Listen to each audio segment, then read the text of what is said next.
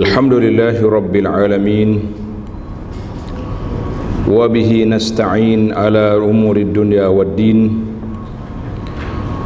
wassalatu wassalam ala al-mab'uthi rahmatan lil alamin nabiyyina wa habibina wa qudwatina Muhammad ibn Abdullah wa ala alihi wa sahbihi wa man sar ala nahjihi wa ihtada bihadihi wa istanna bisunnatihi ila yaumiddin, amma ba'du.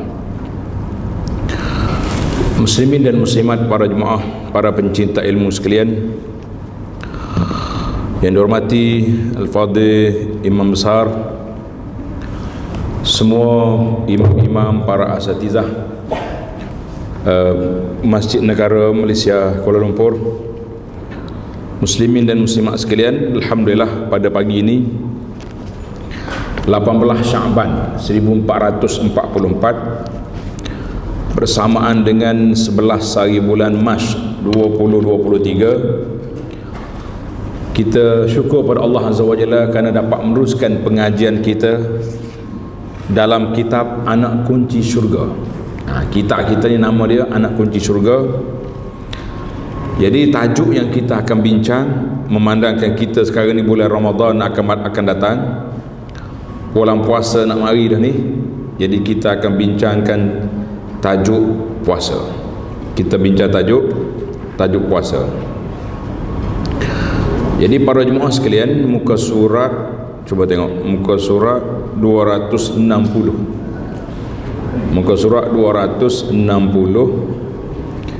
Tajuk kitanya puasa Ramadan. Puasa Ramadan.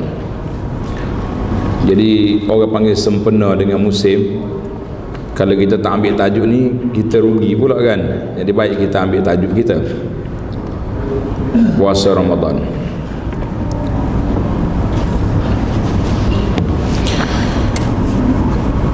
Jumpa dah kitab 260 yang ni, yang versi ni. Mungkin ada yang baca versi lama tu lain pula dia punya tu. Jadi bismillahirrahmanirrahim. Qala al-musannif rahimahullahu taala, bab yang ke-9, bab 9, puasa. Allah Subhanahu wa taala menjelaskan kewajipan berpuasa dalam surah Al-Baqarah. Dalam surah Al-Baqarah ayat 183. Surah Al-Baqarah ayat 183. Ya ayyuhalladzina amanu kutiba alaikumusiyam. Wahai orang-orang yang beriman, difardukan ke atas kamu puasa. Jadi ayat ni diambil setakat tu je Tuan Syekh. Ayat penuhnya kama kutiba alal ladzina min qablikum la'allakum tattaqun. Sebagaimana difardukan ke atas orang dahulu berpuasa. Tujuan apa kita berpuasa? La'allakum tattaqun, supaya kamu menjadi orang yang bertakwa. Tujuan puasa ni untuk apa? Untuk lapar? Memang puasa kena lapar. Tak ada orang kalau puasa dia kata dia tak lapar, tak mungkin. Kecuali dia puasa dia tidur. Itu dia panggil puasa tidur, saubun naim. Puasa tidur dia tak rasa lapar. Dia sedar-sedar maghrib dah contohnya. Solat pun dia jamak zuhur dengan asar kalau boleh lah. Baik, yang penting tak mungkin kita puasa kita tidak rasa lapar. Cuma berbezanya lapar dengan dahaga ni tengok musim lah. Kalau kita puasa pada musim sejuk lain sikit. Puasa musim panas ataupun seorang tu pekerja berat, kerja rumah batu, pekerja jalan raya, tak sama dengan pekerja duduk dalam aircon, duduk di pejabat. Alhamdulillah, kita kata yang pentingnya Allah nak letak satu target yang utama dalam bab puasa ini, iaitu la'allakum tattaqun, supaya kamu menjadi orang yang bertakwa. Itu yang paling utama, yang asas kepada matlamat puasa. Kemudian Allah kata ayyaman ma'dudat, hanya beberapa hari yang berbilang. Jadi Allah tak kata per sebulan 30 hari, dia kata ayyaman ma'dudat, beberapa hari yang berbilang. Mana kita nak suruh nampak kecil angka, kita kata ala berapa hari je, macam gitulah dia punya bahasa. Dalam hadis yang diriwayat oleh Imam Bukhari dan Muslim, an Ibni Umar radhiyallahu anhuma, qala Rasulullah sallallahu alaihi wasallam, bunyal Islamu ala khamsin. Mana Islam ini dibina di atas 5 tonggak, 5 asas.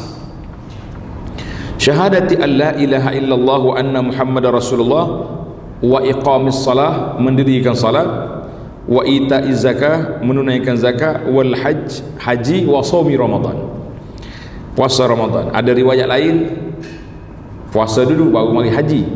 Jadi yang pentingnya tartibnya, ada riwayat demikian, ada riwayat demikian. Tapi yang penting ada sudut tartib zamani. Tartib zamani maknanya dari sudut masa perundangan Islam, yang pertama sekali tulis itu. Yang pertama syahadah, mengucap 2 kalimah syahadah. Kemudian datangnya solat. Sebab solat ini difardukan bila? Bila fardu solat? Malam Isra Mi'raj, baru je dengar ceramah Isra Mi'raj.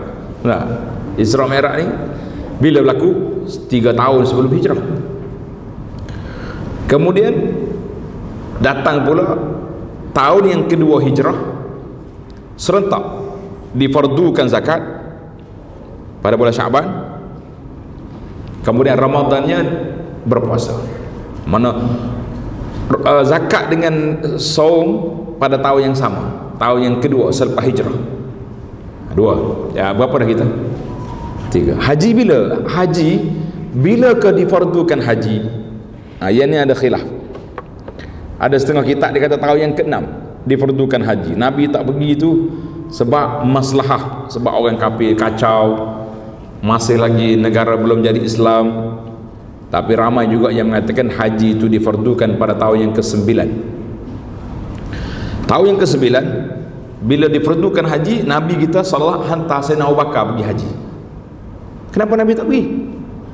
Adakah Nabi nak menangguhkan fardu? La. Ada beberapa sebab. Kan kelari tajuk ni, ini cerita haji pula ni. Sebab yang pertama, orang kafir ni dia tukar-tukar dia punya tarikh. Dia suka-suka ya. Jadi tahun yang ke-9 belum lagi balik kepada 9 Zulhijjah tu betul-betul hari 9 Zulhijjah. Satu. Yang kedua, tahun yang ke-9 orang kafir masih lagi pergi haji. Kafir dia pergi haji, tapi dia tawaf tak pakai baju.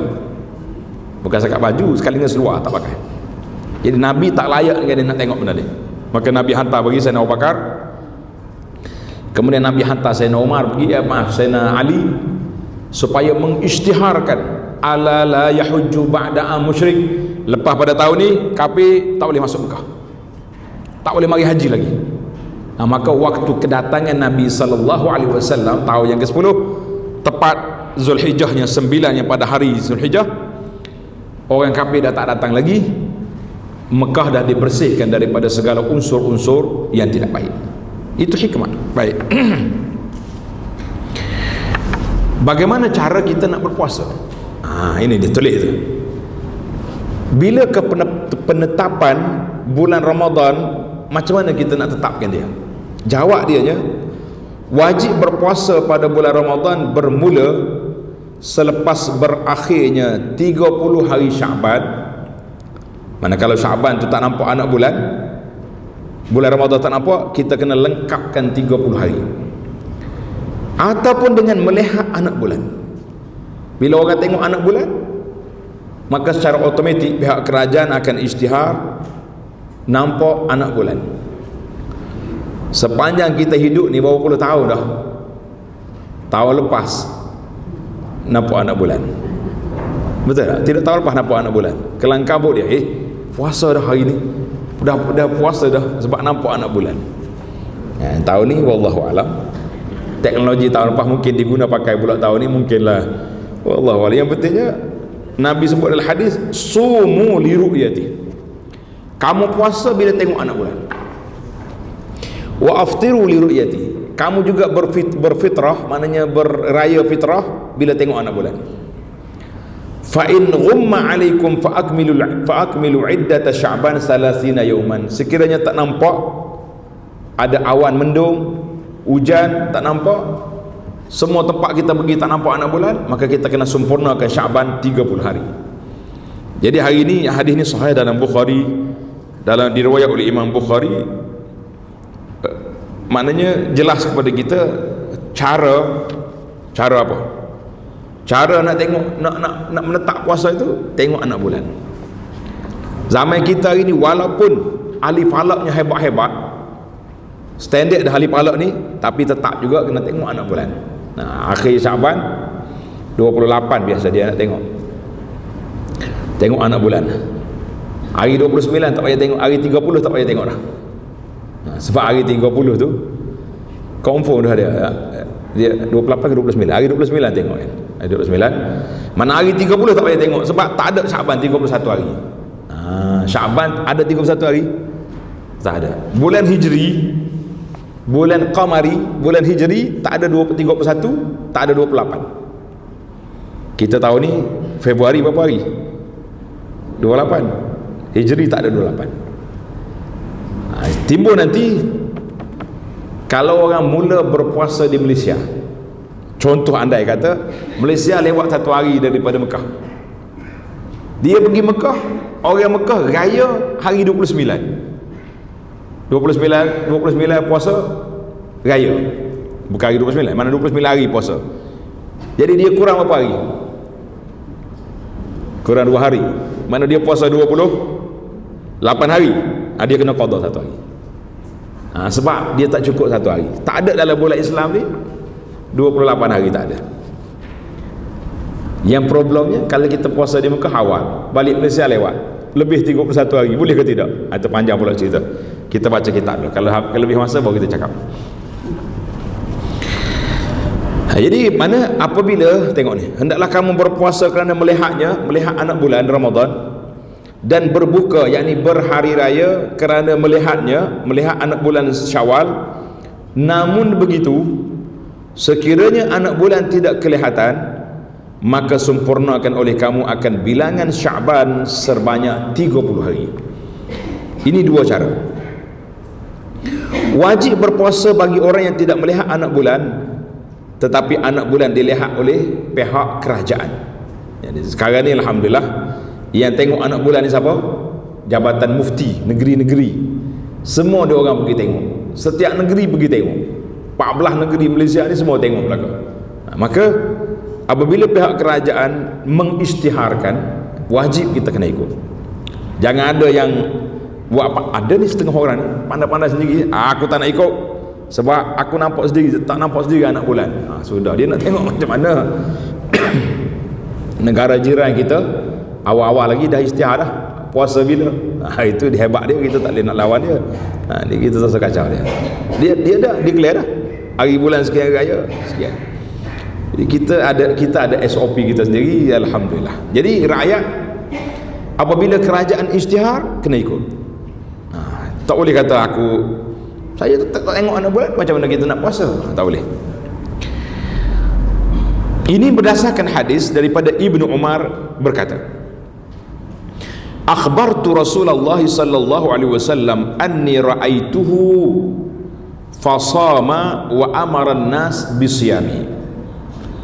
Nabi sallallahu alaihi wasallam memberitahu akhbartu Rasulullah. Kena betul dia punya terjemahan tu. Bukan Nabi beritahu, Ibnu Umar beritahu. Ibnu Umar kata, aku beritahu Nabi sallallahu alaihi wasallam. Tulis betul balik terjemahan. Aku beritahu Rasulullah sallallahu alaihi wasallam bahawa dia tengok anak bulan. Siapa dia tengok? Ibnu Umar. Maka baginda berpuasa dan menyuruh manusia untuk turut berpuasa. Hadis ini dikeluar oleh Imam Abu Daud. Jadi Imam Abu Daud cerita,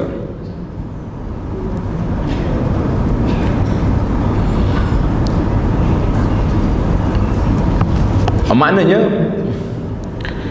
timbul soalan, berapa orang kena tengok anak bulan? Nak jadi puasa ni berapa orang kena tengok anak bulan? Dalam riwayat ni berapa orang tengok anak bulan ni? Ibnu Umar seorang ya. Tengok dalam nota nombor 3 tu. Ani bin Umar kala tara an-nasul hilal fa akhbartu Rasulullah. Orang pakat tengok anak bulan, aku pun beritahu kepada Nabi sallallahu alaihi wasallam bahawa kami tengok anak bulan. Maka Nabi sallallahu alaihi wasallam berpuasa dan Nabi kita isytihar supaya semua orang berpuasa. Maka di sini para ulama fiqh kata, kalau tengok anak bulan seorang pun tengok, kita kena pakai. Kalau nak raya lah minima mesti 2 orang. Ai pelik pula. Kenapa waktu nak puasa mudah, waktu nak raya payah? Sebab kita nak masuk ke ibadat lebih senang daripada nak keluar daripada ibadat. Nak keluar. Sekarang ni sedang kita berpuasa, tiba-tiba kita nak berhenti ke puasa, nak raya lah kena 2 orang. Nak puasa boleh seorang, nak raya kena 2 orang. Baik, kita berpindah kepada rukun puasa. Jadi para jemaah, kita kena ingat dalam kitab kita ni ada 3 perkara yang kita bincangkan. Ringkas-ringkas lah insya-Allah. Yang pertama rukun. Apa makna rukun? Tulis itu. Rukun kalau tak buat tak jadi. Rukun apa saja pun. Rukun solat, kalau tak buat tak sah solat. Rukun haji, kalau tak buat tak sah haji. Rukun puasa, kalau tak buat tak sah puasa. Itu rukun. Yang kedua, kita akan pergi perbincangan tentang syarat sah puasa. Dia syarat ni ada 2. Satu syarat sah, satu lagi syarat wajib. Beza 2 tu. Syarat sah puasa maknanya orang ni kalau dia buat sah puasa dia, walaupun dia tak wajib. Tapi syarat wajib lain. Yang ketiga yang kita akan bincang insya-Allah taala kalau sempat, perkara-perkara sunat ketika puasa insya-Allah. Baik, sekarang yang pertama kita masuk kepada rukun puasa. Rukun puasa. Terdapat 3 rukun puasa. Puasa ni mudah ya, rukun dia pendek ya, 3. Kalau solat ada 13 rukun kan. Puasa ada 3 rukun saja puasa. Yang pertama, niat pada setiap hari. Niat pada setiap hari. Berdasarkan kepada hadis Nabi sallallahu alaihi wasallam, innamal a'malu binniyat. Saya rasa hadis ni tak payah terjemah dah. Kalau terjemah baru orang tahu dah. Apa ni terjemah ni? Innamal a'malu binniyat. Sesungguhnya amalan itu bermula dengan niat. Hadis ini sahih, dikeluarkan oleh Bukhari. Hadis yang pertama dalam Sahih Bukhari, innamal a'malu binniyat, diriwayat oleh Sayyidina Umar bin Khattab radhiyallahu anhu. Ini kerana puasa setiap hari adalah amalan yang berasingan. Cuma ada sedikit perbahasan ulama. Imam Malik, tulis kita lah, mazhab Imam Malik membenarkan kita niat puasa sebulan. Contohnya malam Ramadan nanti kita pun niat saja aku puasa sebulan Ramadan. Tapi kena renew balik lah setiap malam ikut mazhab Syafi'i. Jadi faedah apa? Faedah apa pula? Sekali nak niat yang Syafi'i, sekali nak niat yang ni, kenapa? Kita ni banyak tanya. Jadi kita kata para jemaah sekalian, bila kita niat sebulan, andai-andai kata satu malam kita tak ingat kita niat ke tak ingat, waswah tak waswah kita? Waswah ke tidak? Waswah tak? Tapi kita yakin tak malam pertama dulu kita niat dah? Yakin ke tak yakin? Malam pertama tu kita niat, yakin ke tidak? Yakin. Abaikan was-was. Aku niat dah sebulan malam tu. Itu faedah. Tapi setiap malam kena niat lah. Sebab apa? Tuan Syekh ni kata kerana puasa bagi setiap hari itu adalah amalan yang berasingan. Mana kalau kita salah batal puasa hari ni, kita qada satu harinya, bukan qada sebulan. Macam kita tawaf ada berapa pusingan? 7 dah. Tapi kalau batal satu, boleh juga kita pergi ambil wudu, masuk balik. Itu dia panggil, maknanya dia berasingan untuk tawaf. Kalau solat 4 rakaat, batal 1 rakaat, boleh tak masuk balik? Tak boleh, kena start, kena mula balik. Itu dia. Baik. Itu dia panggil keadaan yang mesti kita kena buat. Maka niat tu wajib kita berniat pada malam.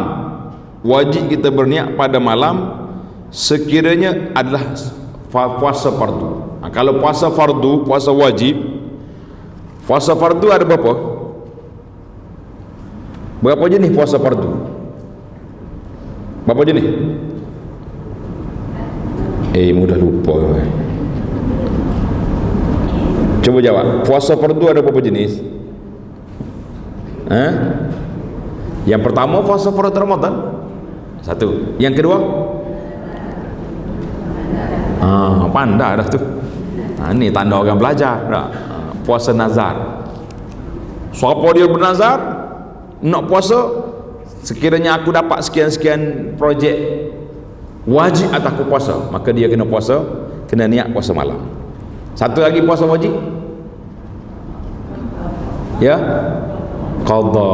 Puasa qada juga kena niat malam. Jelaslah kepada kita tu. Jelas dah. Alhamdulillah. Jadi bila kita puasa wajib, kita kena niat malam. Sebab apa kena niat malam? Sebab puasa ni satu hari. Kalau kita niat selepas subuh, maknanya kita kurang berapa jam? Kurang 30 minit, kurang 15 minit, tak cukup satu hari. Itu sebab.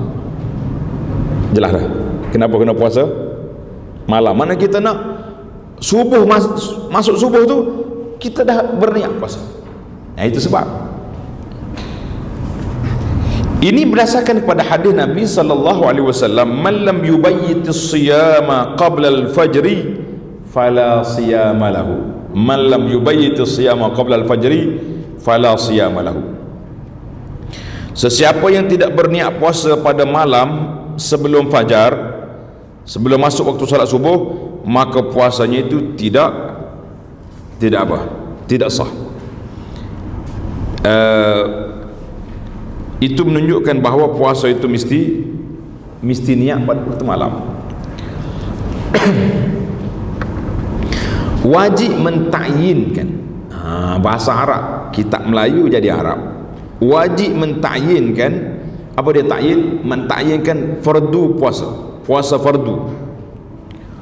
Ini berdasarkan kepada hadis wa innama likulli imri'in ma nawa. Setiap orang itu ikut niat dia. Mana saja aku puasa fardu Ramadan.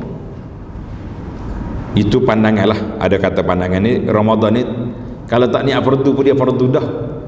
Tak boleh niat puasa sunat pada bulan Ramadan, tak boleh. Kita kena niat puasa fardu. Jadi tak boleh kita niat puasa sunat. Adapun solat, adapun puasa sunat. Tanda, adapun puasa sunat sah bagi puasa sunat sekiranya niat pada pagi hari sebelum tergelincir matahari. Bilakah matahari gelincir? Bila matahari gelincir? Zuhur. Itu mana gelincir. Bila kita kena tahu, kena ajar. Kalau kadang kita ajar anak-anak kita ni, kita kata matahari gelincir, dia percelik mata macam kereta api jatuh rel. Itu mentaliti budak-budak. Dia kata kereta api gelincir ni macam kereta api jatuh lah. Maknanya matahari duduk tengah-tengah langit, fi kabidis sama, kemudian dia condong ke arah barat nak jatuh tu. Itu dia panggil gelincir matahari. Maknanya keluar daripada garisan tengah. Artinya kalau kita puasa sunat, kita boleh niat sebelum zuhur, boleh lagi niat. Mana dalil? Kitab ni menarik, walaupun dia kecil, tapi dia terus dia cakap dalil, sandaran, jadi mudah kita faham. Tak payah cakap banyak. Mana kita oh gini dia punya sandaran, macam ni dia punya peraturan, jadi mudah. Kata Aisyah radhiyallahu anha, dakhala Rasulullah sallallahu alaihi wasallam ala Aisyah. Nabi kita masuk rumah Aisyah. Rumah Nabi ada berapa? Berapa rumah Nabi? Dia tak panggil rumah, dia panggil hujurat. Hujurat mana bilik-bilik, macam studio kalau rumah kita sekarang ni. Ada tapu gitu ya, ada kecil. Tak adalah Kalau kata rumah ni besar, macam rumah kita sekarang ni sampai 3 bilik 5 bilik, tak ada. Dalam buku Madinah yang ana catat tu ada bab hujurat. Hujurat ni mana bilik-bilik rumah Nabi sallallahu alaihi wasallam. Mana dia isteri dia ramai. Nabi kita letak sekitar masjid dia tu belakang, kecuali seorang yang duduk jauh, iaitu rumah Maryah Qibtiyah. Rumah Maryah ni jauh, duduk dekat dengan Quba, di sebelah awali, di sebelah atas Madinah. Itu dipanggil sebelah awali Madinah, Quba. Baik. Dakhala an-nabiy sallallahu alaihi Aisyah zata yawm faqal. Saya baca terjemahanlah, takut tak sempat. Pada suatu hari Rasulullah sallallahu alaihi wasallam masuk ke rumah Aisyah dan berkata, "Hal indaki syai? Hal indakum syai?" Ada apa-apa makanan kah? Nabi tanya Aisyah, "Ada makanan sarapan pagi hari ni?"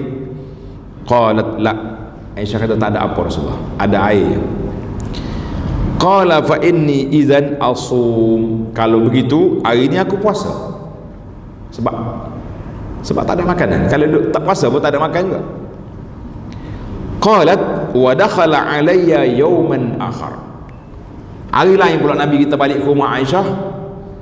Faqala a'indakum syai'? Ada makanan hari ni? Qalat na'am. Dia kata ada Rasulullah, ada makanan. Qala idzan afturu wa in kuntu faradtu as-sawma. Kalau macam tu aku makanlah. Kita bersarapan pagi ni.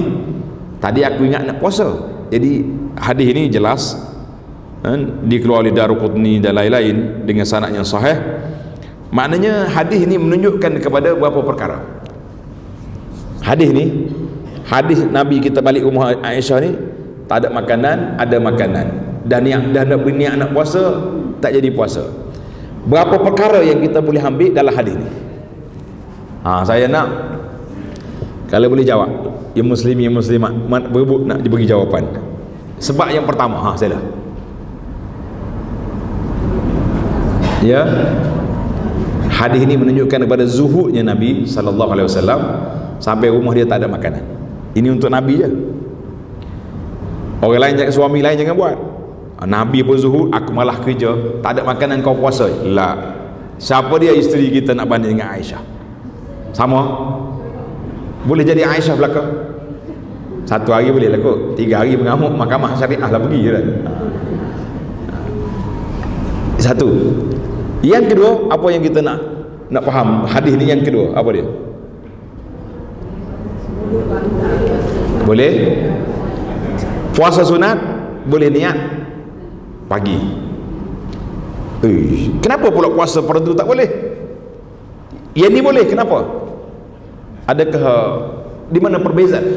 Sebab kita puasa sunat, kita boleh ambil setakat mana yang kita nak je, separuh hari boleh ambil. Tapi puasa fardu la, mesti full hari. Itu beza. Macam kita nak solat sunat, boleh tak solat sambil duduk? Walaupun kita sihat walafiat, main goh berapa lubang? 10 lubang. Tapi waktu nak solat sunat duduk, boleh tu Boleh. Itu beza sunat dengan yang fardu. Yang ketiga, satu lagi, nak dengar suara satu lagi. Hadis ni apa yang dapat kita faham? Cepat sikit nak beri hadiah mana tak ada. Apa yang kita boleh faham hadis ni? Pandai pula ni, hari kenduri banyak ni kena makan dia ni dah.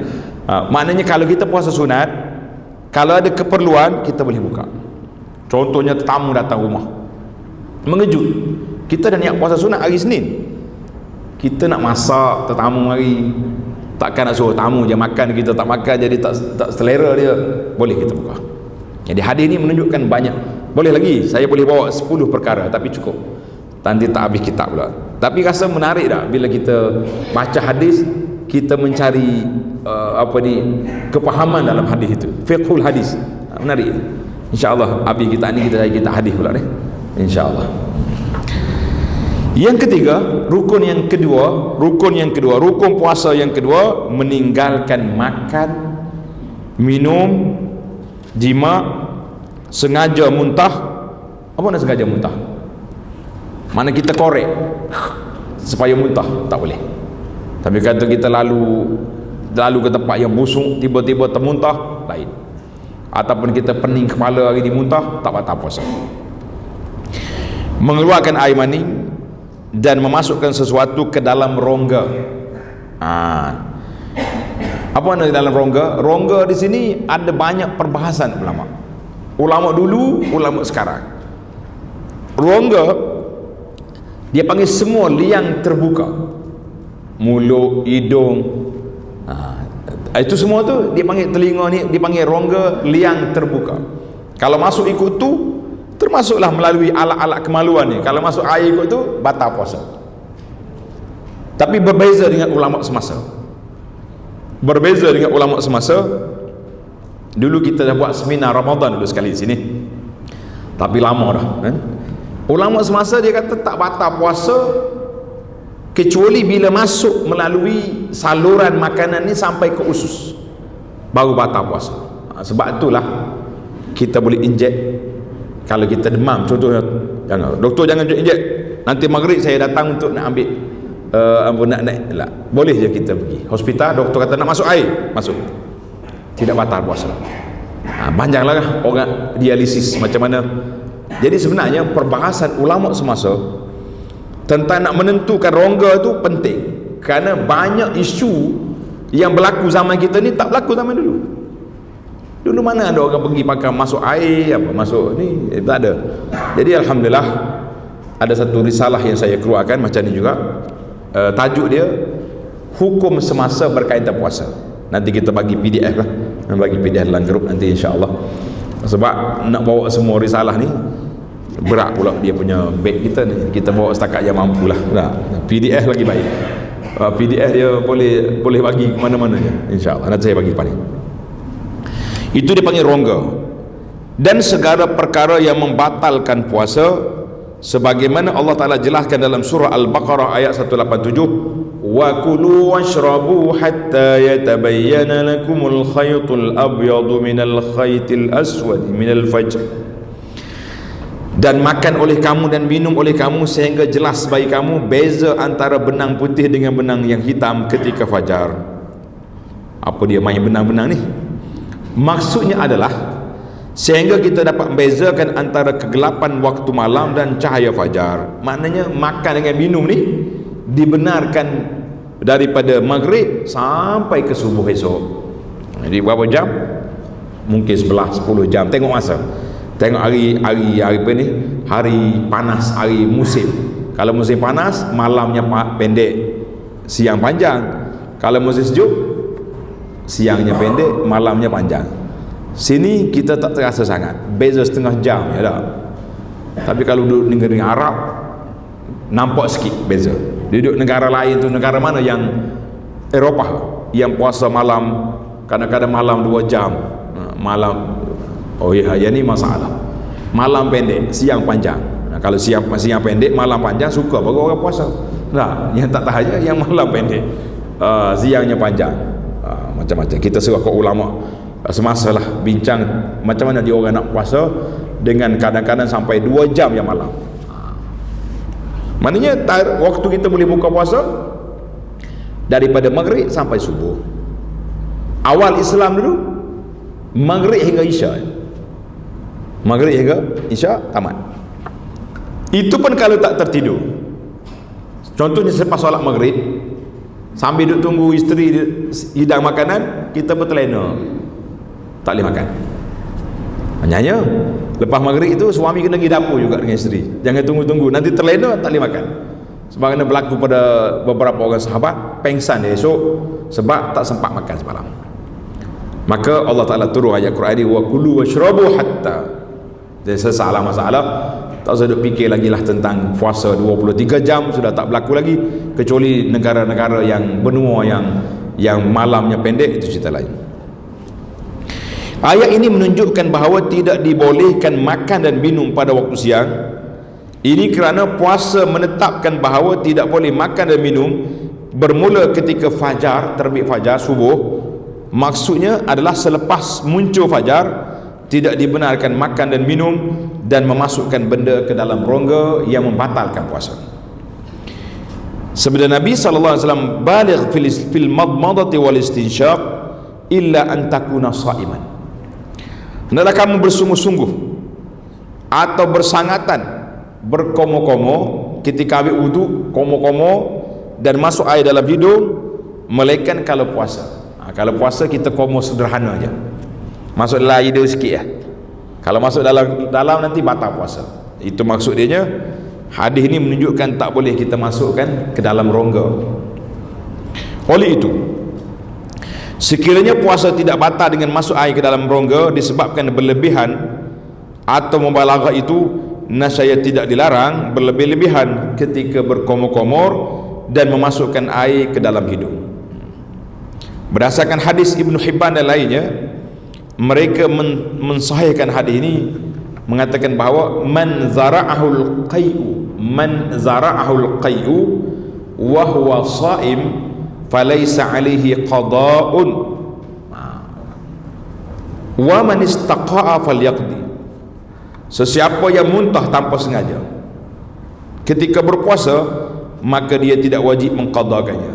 Mana tadilah kita pening kepala ke tiba-tiba muntah, ataupun tengok benda yang kotor jadi termuntah, itu tak ada masalah. Wa man istaqa'a falyaqdi, kalau dia sengaja batal. Macam musim Covid, musim PCR. Sudah lupakah kita PCR? Senyumlah kalau kena PCR. Ada ke di kalangan kita yang tak kena PCR? Ada. Oh, selamat dia, alhamdulillah. Ya, PCR kan dia masuk dalam kayu, dalam tengkok, termuntah, itu sengaja itu. Jadi naknya kita man zara'ahu qai, mana dia termuntah dengan automatik gitu, tak boleh. Alhamdulillah, ana pergi umrah 2 minggu lepas, kita kata terkenang kita kepada sahabat kita, umrah tahun 2021 dulu, 21 orang syahid PCR. Tahu syahid PCR?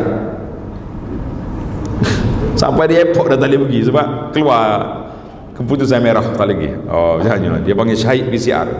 Naknya betul cerita PCR. InsyaAllah kita doakan supaya tak berulang lagi lah peristiwa Covid ni, tak mari lagi. Masjid-masjid semuanya penuh insyaAllah.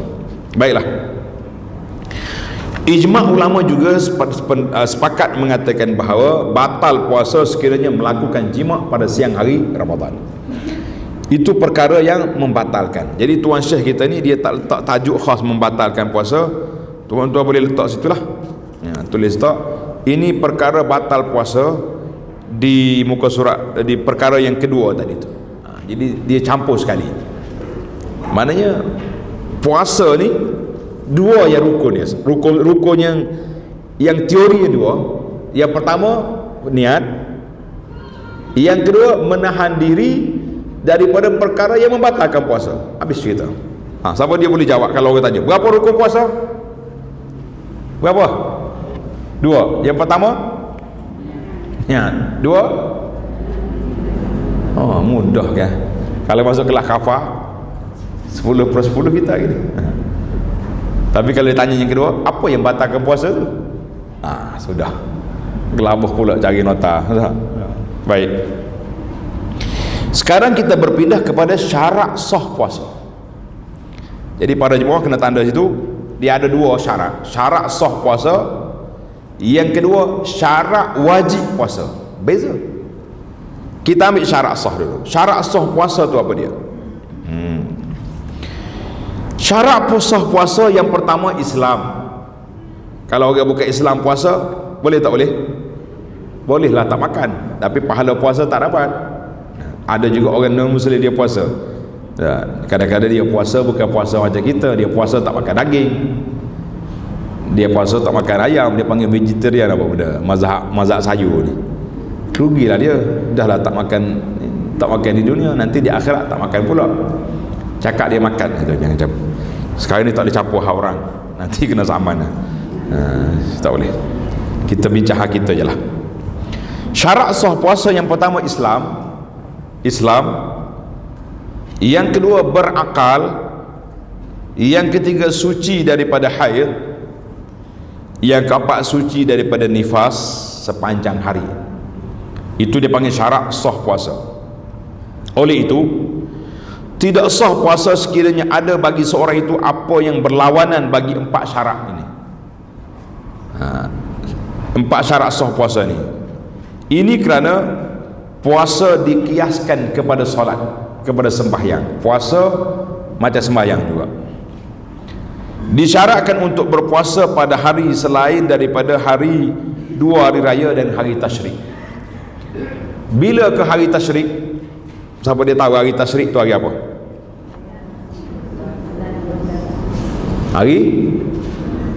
Hari tasyrik apa?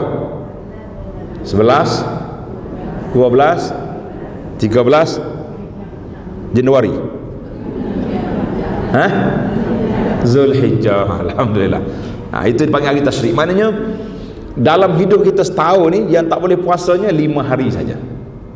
2 hari raya, 3 hari tasyrik. Itu untuk hari. Untuk individu, hari ada haid dengan nifas. Itu individu. Kita tak dicampur, itu individu. Maka ini berdasarkan hadis yang dikeluarkan oleh Imam Al-Bukhari Muslim daripada Abu Sa'id Al-Khudri radhiyallahu anhu. Beliau berkata, anna Rasulullah sallallahu alaihi wasallam naha an siyami yaumaini, yaumil fitri wa yaumin nahri. Rasulullah sallallahu alaihi wasallam melarang berpuasa pada 2 hari raya, iaitulah hari raya fitrah dengan hari raya adha. 2 hari ni tak boleh puasa. Kalau puasa berdosa. Jangan kata apa salahnya saya nak buat baik. Kita ni kadang-kadang suka cakap macam tu kan. Apa salahnya benda baik? Benda baik pun kalau tak kena hari, tak boleh. Macam kita nak solat sunat lepas solat asar, boleh? Tak boleh. Apa salahnya kita nak solat? Maka dia panggil semua benda ada SOP, ada peraturan. Dan ini juga berdasarkan hadis yang dikeluarkan oleh Imam Muslim daripada Nabi sallallahu alaihi wasallam bersabda, ayyamu mina ayyamu aklin wa syurbin wa zikrillah. Hari-hari Mina, hari Mina hari tasyrik lah, iaitulah hari makan, minum dan zikir kepada Allah Azza wa Jalla. Jadi hari Mina ni hari makan, hari minum, hari zikir. Tak boleh kita berpuasa.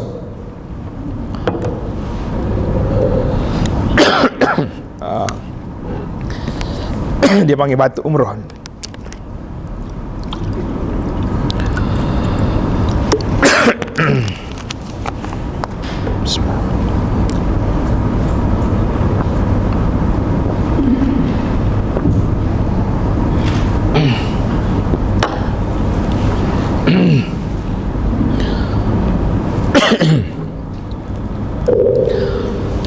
Bila sebut tentang makan tu, dia suruh minum lalu. Baik. Jadi kita faham sini hari Mina tu 3 hari, 11, 12 dan 13. Siapa dia ingat nama-nama hari haji? Siapa ingat? Hari haji ni bermula daripada hari 8. Hari 8 nama apa? Nama apa? Tarwiyah. Pandai pun. 9 hari wukuf, hari Arafah. 10 10 hari apa? Hari raya, hari haji, hari panggil hari haji akbar. Itu hari 10. 11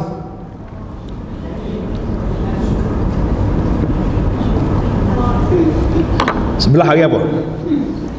Sebelah tu hari tasyrik. Tapi kalau hari haji, untuk orang haji ada nama dia khas. Nama apa hari 11? Hari Qar. Ni orang baru klik haji ni boleh jawab boleh ni. Hari Qar, mana hari orang bertenang di Mina. Kan hari sebelah ni. Tak lagi mana? Hari 12. Hari tasyrik yang kedua, betul. Tapi nama untuk orang haji hari 12 hari apa? Nafar awal kan. Hari 13 nafar sad. Abilah haji 5 hari. Baik. Selain daripada hari Syak, hari Syak ni hari 30 Sya'ban, itu dipanggil hari Syak. tanpa sebarang sebab, berdasarkan kepada perkataan Ammar bin Yasir radhiyallahu anhu, man sama yaum asy-syakki faqad asa Abul Qasim sallallahu alaihi wasallam. Sesiapa yang berpuasa pada hari Syak, hari Syak ni mana hari 30 Syaban, puasa tak puasa, maka sungguhnya dia menderhaka kepada Abul Qasim. Siapa dia Abul Qasim? Nabi sallallahu alaihi wasallam. Hadis ini dikeluarkan oleh Imam Tirmizi dengan sanad yang baik. Namun begitu, sekiranya seorang itu perlu berpuasa disebabkan puasa qada, nazar dan wirid. Apa dia puasa wirid? Kita kalau kata wirid ni zikir lah. Puasa wirid ada juga. Tengok nota di bawah ni, nota nombor 12, muka surat 271. Puasa wirid ialah puasa-puasa sunat yang diamalkan oleh seorang, seperti puasa pada hari Isnin dengan Khamis. Orang ni sepanjang tahun dia puasa Isnin Khamis, Isnin Khamis, Isnin Khamis. Ataupun dia dia puasa Nabi Daud, sehari buka sehari puasa. Jadi orang ni, jika berbetulan hari Isnin atau Khamis tersebut jatuh pada hari Syak, maka harus baginya berpuasa. Namun jika puasa sunat Isnin Khamis itu tidak menjadi adat atau kebiasaan baginya, baru nak warak dekat nak puasa, teringat nak puasa sunat, maka dilarang untuknya berpuasa pada hari Syak. Takut dia jadi lebih, seolah-olah macam dia tak percaya dengan pemerintah yang mengisytiharkan hari ni hari 30 Syaban, sebab dia duduk mikir, dia mimpi semalam nampak anak bulan contohnya. Itu tidak boleh. Sama juga isu sekarang lepas daripada 15 Syaban, boleh tak boleh kita puasa sunat? Puasa sunat lepas 15 Syaban boleh tak boleh? Hari 15 tu tak ada masalah. Hari ni 10 Syaban, hari 15 boleh ya puasa, sebab hari tu hari putih, masih lagi dalam zon dibenarkan. Ba'da tu mana? Hari 16 boleh ke tak boleh? Di sini khilaf ulama. Ada ulama kata tak boleh lagi puasa sunat selepas hari 15. Ada yang mengatakan boleh. Yang tak bolehnya hari Syak. Itu pun bagi orang yang tak biasa. Tapi kalau orang dah maintain sepanjang hidup dia, Isnin Khamis puasa Daud ataupun qada. Ini ibu-ibu, ayah, suami balik ni kena tanya anak-anak, isteri. Qada kita tahun lepas Ramadan 1443 dah qada ke belum? Dah tanya anak-anak, tanya dah. Tak apa nak jawab, tak tanya lagi tu. Boleh WhatsApp grup keluarga, kata siapa yang belum qada lagi, kita ada masa lagi 12 hari lagi dengan nak Ramadan. Dia boleh qada sampai hari Syak, tak ada masalah. Qada terus, jangan melintasi hari. Mana kalau dia tak qada yang tahun ni, tak qada tahun lepas, tak qada tahun ni, maka ketika itu dia sudah dikira cuai, berdosa. Melambat-lambatkan qada ni okey ke? Sebenarnya tak apa okey lah. Tapi berdasarkan daripada pengalaman hidup Sayyidah Aisyah radhiyallahu anha, waktu Nabi hidup, Nabi belum wafat, Aisyah kata apa? Aku qada puasa Ramadan aku tahun lepas pada Syaban tahun ni. Maknanya Aisyah bukan nak melambatkan qada, tetapi Aisyah nak jaga hak Nabi sallallahu alaihi wasallam. Mana-mana isteri yang masih ada suami, kalau nak puasa sunat kena dapat visa pelancong ke visa umrah ni, visa daripada Cik Abang. Tanya bang, esok saya nak puasa sunat boleh? Suami kata boleh. Memang aku mesyuarat sampai petang pun, sampai malam, tak makan rumah pun, jadi boleh dah puasa. Kalau kata aku nak puasa sunat esok boleh bang, saya ambil cuti dah esok. Jangan kacau-kacau. Nanya kawan tu, dia ambil cuti, kita cuti juga, nanya. Dia kena minta izin. Baik, itu makna wirid. Makna wirid itu maknanya orang yang sentiasa puasa wirid itu. Jadi dia kata apa, wirid tadi mana sampai yang mana. Maka dia harus berpuasa pada hari Syak ini berdasarkan hadis sahih yang diriwayatkan oleh Imam Bukhari Muslim. La taqaddamu Ramadan bi shaumi yaumin wala yaumaini illa rajulun kana yasumu sauman falyasumhu. Artinya jangan kamu mendahulukan dengan puasa sehari atau 2 hari.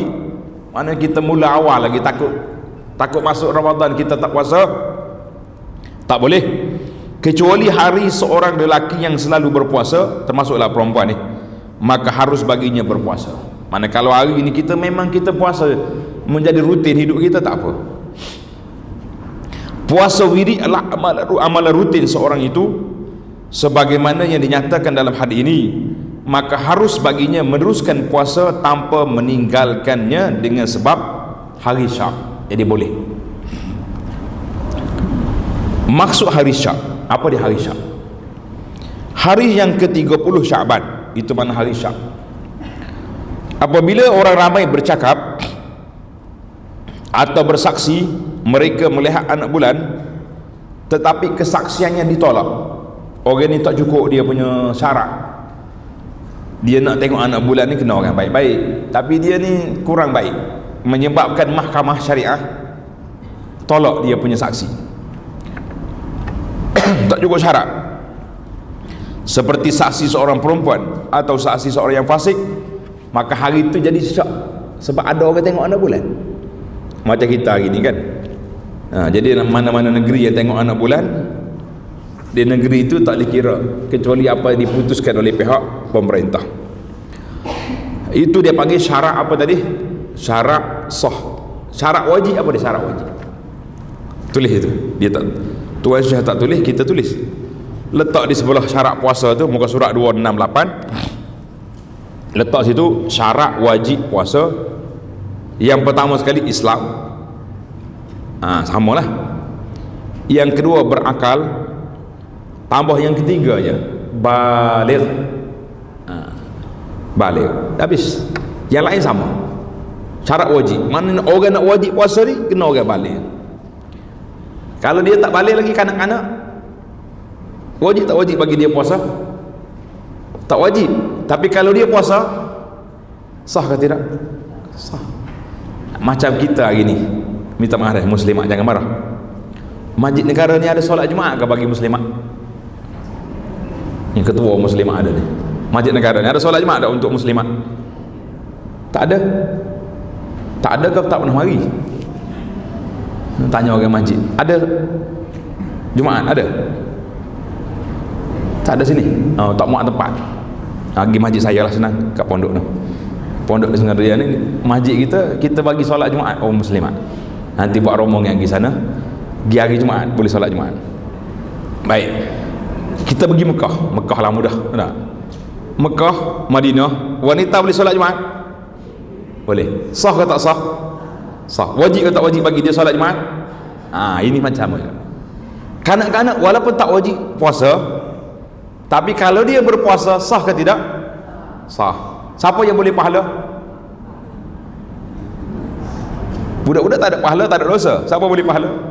Mak dia, yang kejut dia, yang didik dia, yang ngasuh dia. Kita boleh pahala mendidik anak-anak. Jadi kena suruh anak puasa, jangan tak puasa. Kalau tidak rugi kita kata.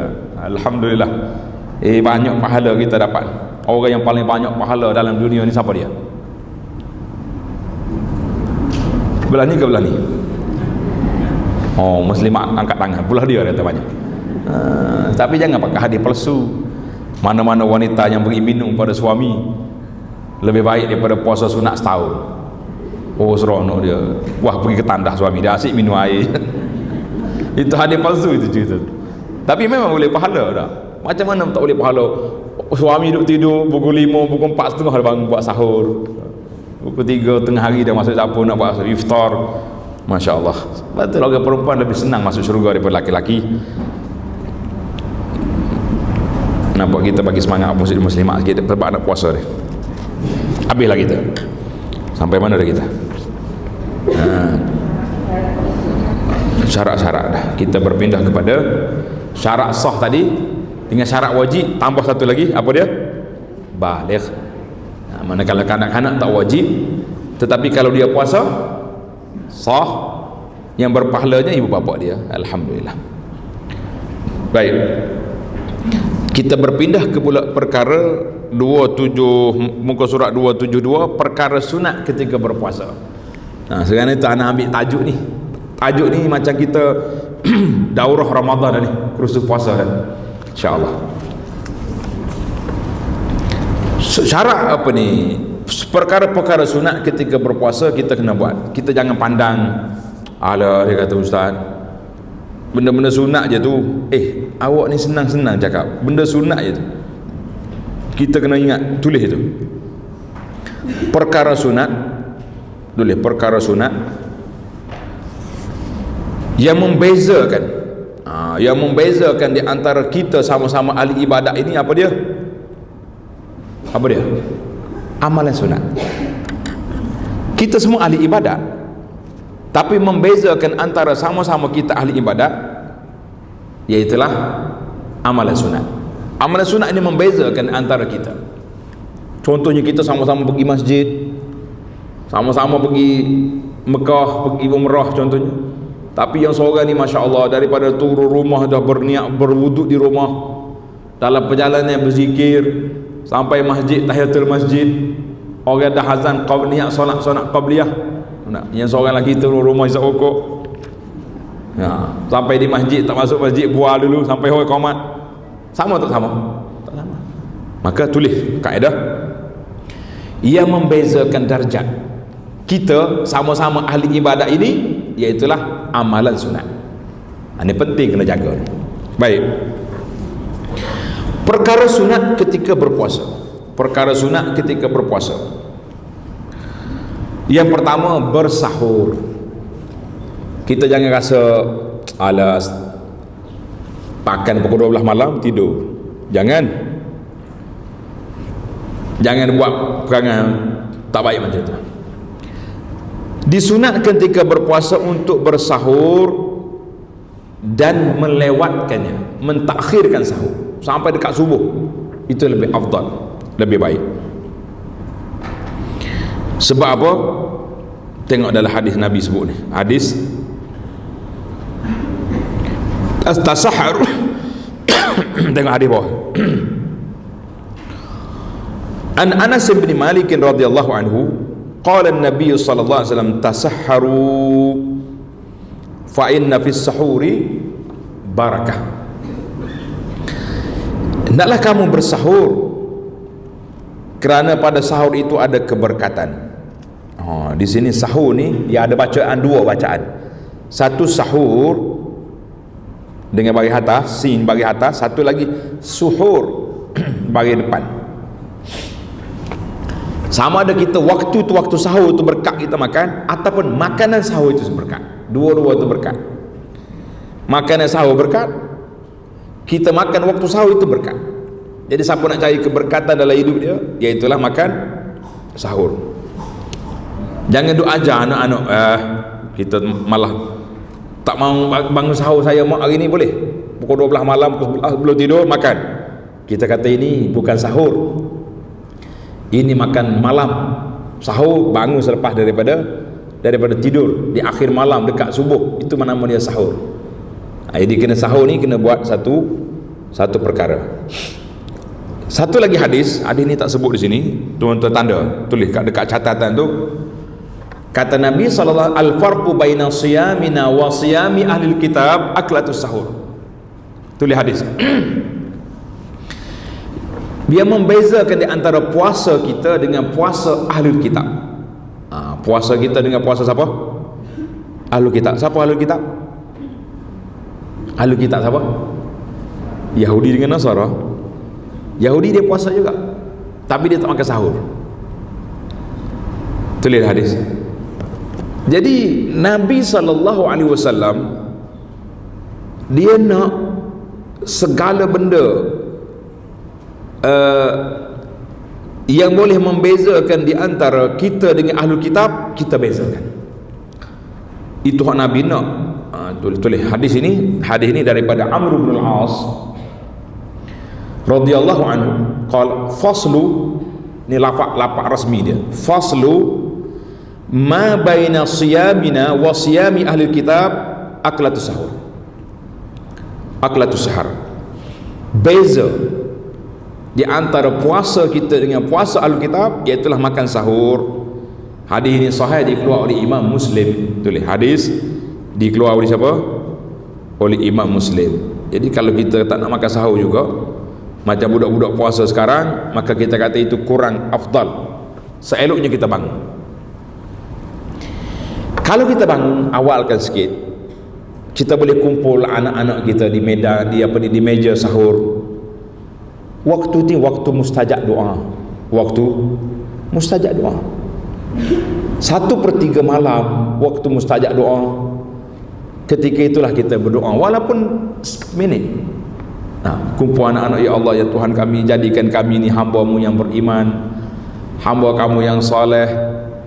Besarkanlah anak-anak kami ni dalam keadaan ketaatan kepada Allah, jauh daripada maksiat, jauh daripada mungkar, jauh daripada dadah, jauh daripada segala perkara yang tidak baik. Seminit kita doa pada waktu sahur, waktu mustajab doa, waktu langit terbuka, Allah kabul pada itu, bahagia kita dunia di akhirat. Berkat tak berkat masa tu? Jadi insyaAllah tahun ni kita akan buat, kita kumpul anak-anak di meja sahur, kita berdoa pada Allah SWT supaya Allah Ta'ala jaga kita, jaga keluarga kita. Kalau ada masa lagi, pelihara pula, jaga negara kita daripada segala perkara yang tidak baik. Ini antara waktu mustajab, kena guna doa.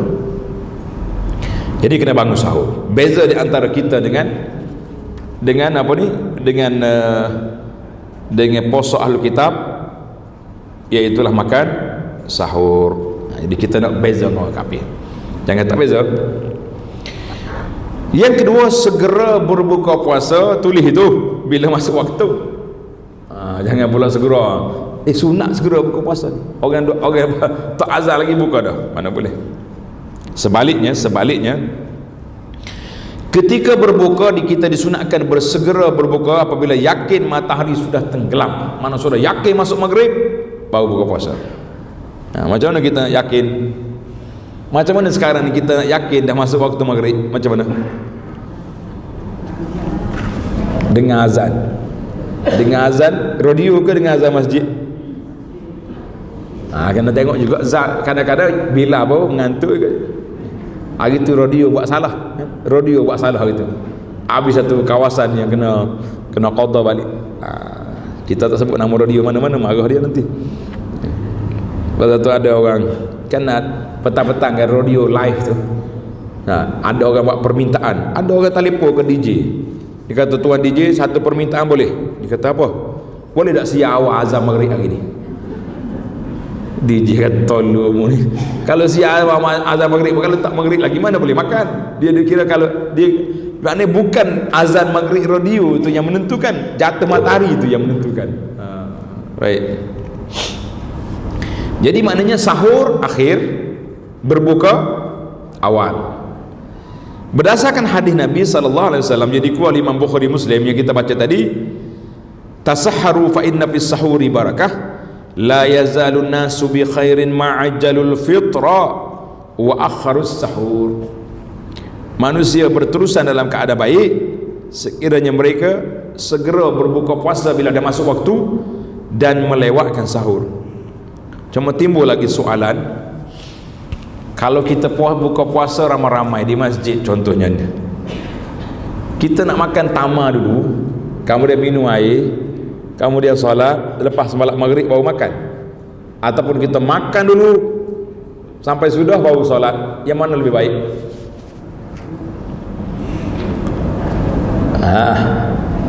Bagi orang yang dapur, dia suka makan terus dah lepas maghrib relax, siap-siap boleh nak tarawih.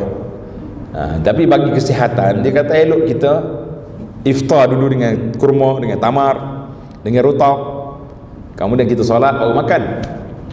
Cuma timbul soalan yang ditanya orang banyaknya. Dia kata, ustaz, kita dengar hadis Nabi SAW, siapa dia bagi orang buka puasa, dia boleh pahala buka puasa. Betul?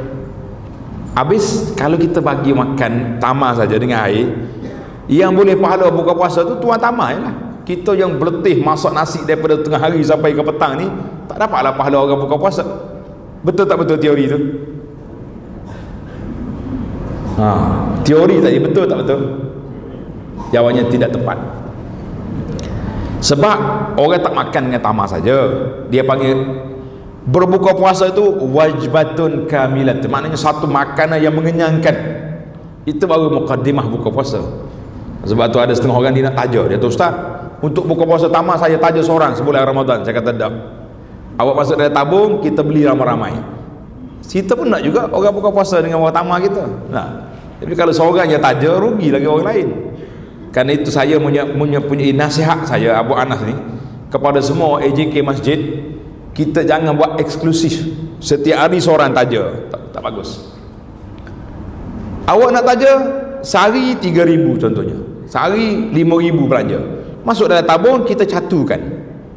Mana setiap hari ada saham kita, ada saham dia, ada saham. Mana 30 hari kita boleh je. Kalau kita bagi 300, bermakna kita ada RM10 satu hari. Ya, 30 ringgit sehari, 300. Hari-hari kita ada saham. Mana baik daripada orang kita eksklusif. Orang ni hari sekian, orang masjid pun dia pandai juga tengok. Wah, hari ni mesti nasi mandi, nasi kambing ni. Tengok hari lain pula, pakcik ni tahun lepas nasi kerabu, tak ada orang mari. Jadi nanya macam tu, dia punya teori macam tu bagi anak. Itu pandangan lah, kita punya pandangan, masing-masing ada pendapat lah. Tapi pandangan kitanya supaya semua orang ada saham. Setiap hari kita jamu buka puasa. Alhamdulillah. Tapi setengah orang ni tak nak, dia panggil eksklusif. Saya tak nak campur dengan orang, saya punya menu sedap. Kita kata janganlah sombong sangat. Nah, kita ni semua nak pahala. Baik. Yang ketiga, sunat berbuka dengan rutab. Tulis itu. Tulis rutab, tambah sikit.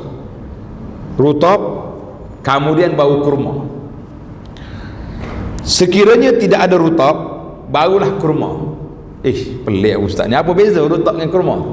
Apa beza? Lain. Rutab ni tamar yang separuh masak, lembut dia. Kalau kurma, tamar yang dah kering tu, itu dia panggil kurma. Arak ni dia ada tahap dia, rutab, balah dulu, batu rutab, kemudian mari tamar. Tamar tu dah kering. Jadi Nabi kita sallallahu alaihi wasallam dia suka berbuka puasa dengan rutab, sebab rutab tu lembut. Mana bila kita makan tu dia cepat dia punya hadam. Kalau tak ada, baru pergi ke kurma. Kurma tamar kering, tamar hak biasalah kita beli 2-30 rial sekilo tu, tamar nama dia. Ya, rutab dia yang separuh masak, yang tu kena tak dalam peti. Sekarang sekiranya tidak ada rutab, kita pergi ke kurma. Sekiranya tidak ada kurma, kita minum air kosong, air mutlak. Bukan pergi ke kuih-muih lah, tak ada. Kuih apa yang masyhur di sini buka puasa ni? Kuih apa yang masyhur? Orang KL ni kuih apa masyhur? Kalau tempat kita ni dipanggil onde-onde, teri mandi, apa benda lagi lah. Sini apa kuih? Kok masyhur buka puasa apa dia? Kubak guling. Apa dia? Tak jumpa belakang tu. Mana tak ada rutab, kurma. Tak ada kurma, air. Lepas tu baru kuih. Kita ikut tertib sunnah. Ini berdasarkan daripada hadis Nabi sallallahu alaihi wasallam, "Idza kana ahadukum sha'iman falyuftir 'ala at-tamri. Fa in lam yajid at-tamra fa 'ala al-ma' fa innahu tahur." Apabila seorang kamu berpuasa, maka hendaklah dia berbuka dengan tamar. Tapi dia tak sebut tadi. Hadis yang saya sebut tadi tulis rutab dulu. Dalam hadis lain ada rutab. Rutab bau tamar. Rutab kemudian bau tamar. Sekiranya tidak ada rutab bagi tamar, sekiranya tidak mempunyai tamar, maka hendaklah dia berbuka dengan air. Air apa tu? Ni air mutlak dia panggil ni. Air yang kita minum ni, apa nama air ni? Air mutlak. Mana pernah tak minum air mutlak? Kau mengaji belajar saja air mutlak. Air ada berapa jenis? Air berapa jenis ada? Yang pertama sekali air apa? Air mutlak. Apa dia air mutlak? Air mutlak tak kira lah. Ni tanya air apa? Tak ada air mutlak, tak ada. Air kawi ada. Apa ni? Macam-macam nama syarikat air, kawi, kuku, apa benda lagi tak. Betul air mutlak je kita nak. Ada juga orang cakap, Ustaz, zaman Nabi mana ada kuih-kuih? Siapa cakap tak ada kuih? Banyak kuih, nama-nama kuih zaman Nabi banyak, ada menu dia. Nama dia Hais. Biasanya kuih ni buat daripada tamar. Kalau pergi dekat Gif Madinah tu, kan depan masjid Nabi tu ada tulis Al-Madinah Gif tu. Ada nama ada kuih-kuih zaman Nabi dia buat sekarang. Nama Hais. Boleh cubalah, boleh try. Oh, lagu ni kuih zaman Nabi sedap juga. Yang buat tu sedap. Baik. Yang keempat, sunat yang keempat, kita nak habiskan masa. Lepas ni kita nak buka soalan kepada para pelajar tentang Ramadan insya-Allah. Perkara yang wajib yang keempat yang kita kena buat, wajib perkara sunat tapi wajib. Tengok, perkara sunat tapi wajib. Wajib bagi mereka yang berpuasa meninggalkan perkara keji seperti berdusta. Mulut puasa tak makan yang halal, tapi mulut ini juga berdusta, kita kata tidak. Mengumpat, sambil-sambil puasa makan daging orang pula, boleh ke tak boleh? Mengadu domba, dia panggil batu api, dan memaki-maki. Sekalipun orang lain mengeji dan memaki dirinya, mana orang mari kata tak baik kita jangan balas. Ini berdasarkan hadis yang dikeluarkan oleh Imam Bukhari. Sabda Nabi sallallahu alaihi wasallam, "Man lam yada' qaula zuri wal 'amal bih, falaysa lillahi hajah an yada'a ta'amahu wa syarabahu." Sesiapa yang tidak meninggalkan kata-kata yang batil, yang dusta, dan sebaliknya melakukannya pula, dia pergi buat benda-benda kata-kata keji, kata-kata buruk, perkataan yang tidak baik, pergi kata apa boleh buat, dan tidak meninggalkannya, bahkan dia buat pula, maka Allah tidak menghendaki, tak perlu untuk dia meninggalkan makanan dan minumnya. Mana orang macam ni, bukan Allah Ta'ala tak nak tengok orang berpuasa macam ni perangai. Bukan mana jangan puasa, kalau macam ni tak payah puasa lah, tak payah puasa lagi dahsyat lagi neraka tu kan. Baik, ini di antara yang besar. Tengok dalam senarai kita ni, dalam buku ni, dalam risalah. Tengok yang kelima tu.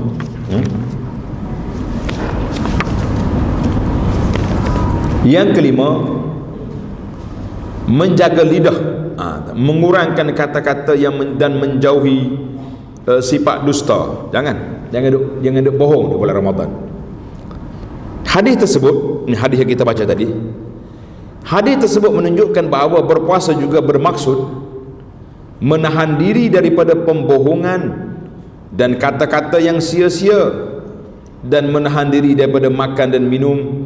Sekiranya dia tidak meninggalkan perbuatan tersebut, maka berkuranglah pahalanya dan dia terdedah kepada kemurkaan Allah Azza wa Jalla.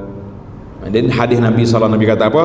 Iza asbaha ahadukum yauman sa'iman fala yarfus wala yajhal fa in imru'un syatahu aw qatalahu falyaqul inni sha'im. Tengok dalam kertas ni ada tambahan yang saya tambah sini. Maksudnya, jika seorang daripada kamu mula berpuasa, maka janganlah dia melakukan rafas. Apa nama rafas? Melakukan perkara yang mendatangkan nafsu. Jangan lagi. Dah puasa-puasa lah, tak usah duduk dekat dengan isteri tu. Kalau nampak dia nak mengacau, pergi duduk lain. Dan janganlah dia bergaduh. Jangan duduk bergaduh dengan orang ni. Pergi parking kereta depan masjid bergaduh. Apa punya buta mata parking tak nampak orang. Pada sama-sama keluar masjid. Sekiranya seorang mencaci atau memusuhinya, maka adalah dia berkata, sesungguhnya aku berpuasa.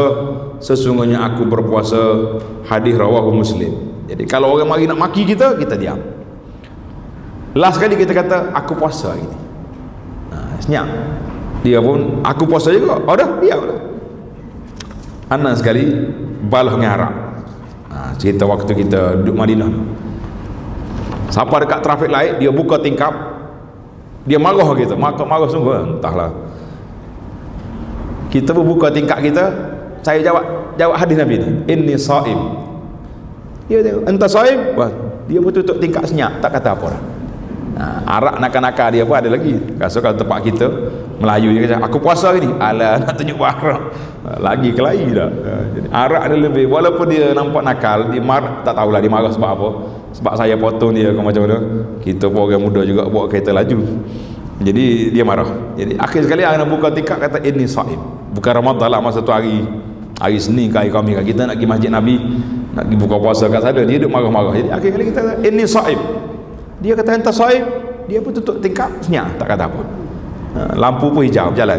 Jadi yang pentingnya apa yang Nabi kita isyarat ni ada kebaikan untuk kita amalkan.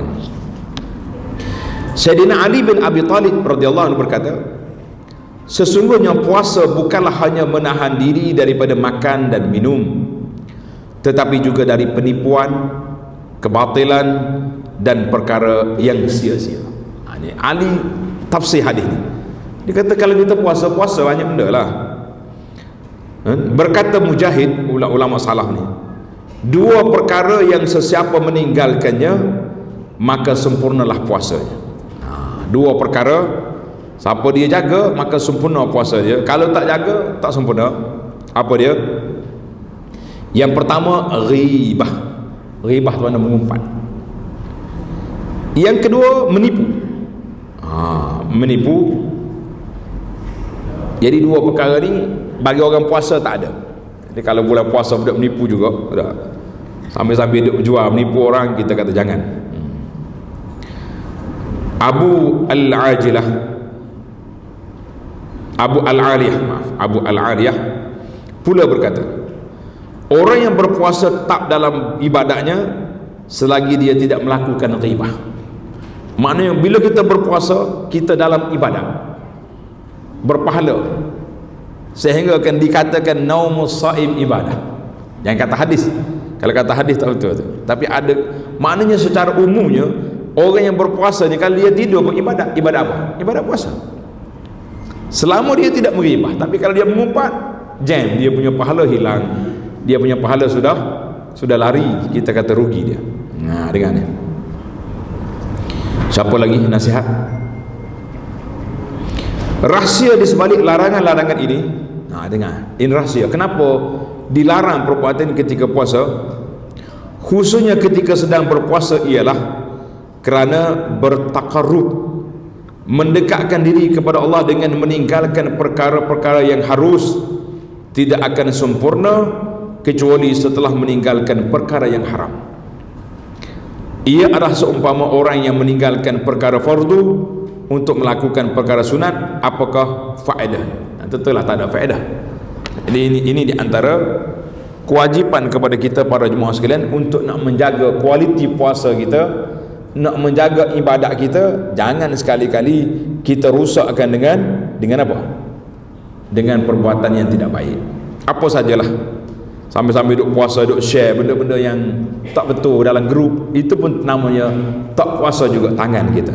Tak puasa juga. Mulut puasa tak makan, tapi tangan tak meninggalkan perkara yang tidak baik, maka kita mengatakan ini tidak elok. Baik.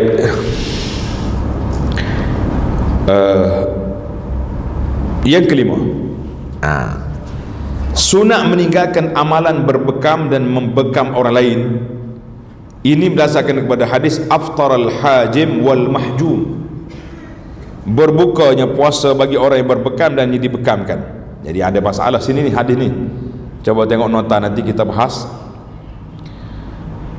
iaitu kedua-dua mereka boleh menyebabkan batal puasa kerana orang yang berbekam itu kadang-kadang darah terlajak masuk ke dalam rongga-rongganya dan dia dibekam lemah kekuatannya disebabkan darah keluar dari badannya. Oleh itu kadang-kadang membekam dan berbekam ini menyebabkan puasa mereka terbatal. Itu ada pandangan lah. Coba tengok dalam nota 17. 17 kita ada huraian di sini. Hadis ini direkod oleh Imam Tirmizi dalam Sunan ya. Status hadisnya sahih. Tapi penjelasan hadis, tengok penjelasan hadis berbekam ketika puasa. Ini anak tambah sikit supaya lebih jelas perbahasan. Apa dia uraian dia? Kata Ibnu Abdul Bar, seorang ulama besar dalam mazhab Maliki. Ibnu Abdul Bar ni ulama besar. Dia ada kitab dia nama At-Tamhid, syarah kepada Muwatta 20 jilid. Satu lagi kitab ada nama Istizkar. Istizkar ni kitab besar juga tentang mazhab-mazhab ulama. Dia kata apa? Sebahagian ulama para ilmuwan mentakwilkan atau mentafsirkan hadis orang yang berbekam dan yang dibekam perlu berbuka itu sebagai faktor yang menyebabkan seorang itu perlu berbuka kerana dikhawatiri darah yang disedut mungkin akan sampai ke bahagian tekaknya. Sebab yang lain adalah ia dapat melemahkan diri orang yang berbekam atau kelemahan yang akan menuntutnya untuk berbuka puasa. Dalam kitab Al-Muwatta Imam Malik dilaporkan bahawa Ibnu Umar berbekam dalam keadaan berpuasa, kemudian beliau meninggalkannya. Apabila beliau berpuasa, beliau tidak akan berbekam hingga dia berbuka. Jadi isu ni mari zaman kita hari ni berbeza. Orang bekam sekarang ni tak ambil. Dulu orang berbekam ni kadang-kadang dia sedup dengan mulut dia tu. Lah ni mana dia main teh gitu. Tak pro zaman kita hari ni. Orang dulu pro, dia ambil pisau cukur tu, senak dia buat. Main-main. Lah ni dia buat dia ada alat dia teh tu. Tak jadilah. Jadi juga bukan tak jadi. Tapi maknanya tidak mencabar seperti dulu. Jadi hadis ini mengatakan ada masalah di hadis ini sebab kalau keluar darah tu boleh melemahkan, bagaimana pula hukum derma darah pada bulan Ramadan? Hospital tak ikut darah. Kita nak derma darah kata boleh ke tak boleh? Jadi maka di sini para ulama katakan tidak menjadi masalah sekiranya doktor mengenal pasti bahawa orang ni boleh je kita derma, kalaulah tidak memberi kesan kepada puasa dia. Kalau lepas derma darah ni sampai mereka dia kena buka puasa, tak boleh. Tapi dalam sudut orang berbekam tak ada masalah lagi sebab alat-alat moden hari ni tidak perlu kepada nak tarik darah dengan tiup dengan mulut, tak adalah. Jadi kita kata wallahu alam. Kita berpindah kepada yang keenam, sunat juga meninggalkan keinginan perkara yang tidak membatalkan puasa. Benda ni tak batal puasa, tetapi boleh menyebabkan benda lain. Contohnya mencium bunga yang harum. Duk cium bunga ni bang sedap tak? Cium air wangi macam mana? Kita nak pergi masjid pakai minyak atar, air wangi, boleh tak boleh? Jadi boleh pakai, cuma eloknya dia kata jangan hok pakai hok kuat-kuat lah, hok bau sedap tu. Mendengar nyanyian, duk dengar nyanyian ni sampai-sampai duduk masak menyanyi, tak tahannya sama kita ni seperti ia didefinisikan seperti berhibur yang tidak munasabah dengan hikmah berpuasa. Lalu ia menegah segala keinginan nafsu, iaitu menegah keinginan nafsu. Jadi nafsu ni suka, dia kata ustaz saya ni bukan nak tengok cerita pun, tapi dia cerita Nabi tu. Tidak boleh Ramadan ni banyak cerita Nabi, jejak Rasul, jejak kubur, macam-macam jejak ada. Sebenarnya jejak Rasul ke jejak kubur? Jejak kubur ya Arab. Kubur tu kubur ni. Kita baru nak baca Quran, Bismillahirrahmanirrahim, tiba-tiba anak mak cerita Nabi. Tutup Quran tengok Nabi dulu. Cerita Nabi ke cerita siapa? Kalau tengok cerita Nabi zaman jahiliyah Abu Bakar, zaman Abu Jahal tu, perempuan-perempuan dalam cerita Nabi tu tak aurat ke tidak? Tak aurat. Mungkin jahiliyah kan. Kita yang laki-laki tengok ni aurat orang perempuan, tak boleh juga. Jadi tak usah tengok lah. Yang penting tak usah tengok, kita tengok Quran je lah musim Ramadan ni, jangan tengok banyak-banyak. Dan satu lagi dia tak sebut di sini, termasuk juga cium isteri pada siang hari Ramadan. Saya eloknya tak usah duduk cium lah, tunggu malam lah. Tak batal puasa sekiranya tidak menimbulkan masalah. Sebab tu ada dua orang bagi tanya Nabi SAW. Seorang ni Dia mari kata, boleh tak nak cium isteri tengah hari? Nabi kata boleh. Mari sore lagi, Nabi kata tak boleh. Sahabat terkejut, Rasulullah kenapa? Dia kata, aku tengok tadi dah tua, kalau cium tu kasih sayang je, tidak, bukan ada love apa-apa tu. Nah, ni boleh. Yang sore lagi tu aku tengok muka dia semangat ni. Ni mungkin begitu, mungkin akan menimbulkan masalah. Jadi kita pun tak usah cari masalah apa-apa lah. Kalau setakat nak cium suami nak pergi kerja pagi tu boleh lah. Nah, tapi kalau nampak dia tutup semula kereta, tutup pintu, kau pergi kerja jangan balik kata. Ini Ramadan cakap dia. Macam-macam cerita dah. Itu dah ada bab hukum lah. Yang ketujuh, sunat mandi junub, bersuci daripada hadas besar pada waktu malam, supaya seorang itu berada dalam keadaan suci pada permulaan puasa. Dia kata sunat ini sunat. Maknanya, contohnya orang ni melakukan persetubuhan pada malamnya, dia ingat nanti bangun sahur nanti nak mandi lah. Tiba-tiba terlambat bangun sahur, nak masak, nak makan, nak mandi. Kalau mandi tak sempat makan, makan dulu tak apa. Jadi bila orang azan nanti selesai makan, pergi mandi junub, sah puasa dia, tidak kata tak sah. Cuma Tuan Syekh kata elok kalau boleh mandi junub itu sebelum subuh, tapi tidak syarat, boleh. Pernah sahabat Nabi berbincang tentang tajuk ni. Dia bincang tentang boleh tak boleh orang yang berpuasa dalam keadaan junub.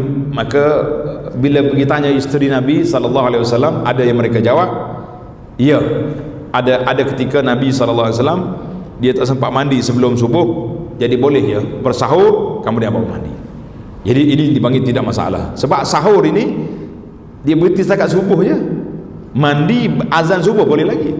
Jadi dibenarkan. Cuma elok kalau boleh, comelnya kita bila kita mandi sebelum azan. Jadi masuk siap-siap mandi, makan, kena bangun awal lah.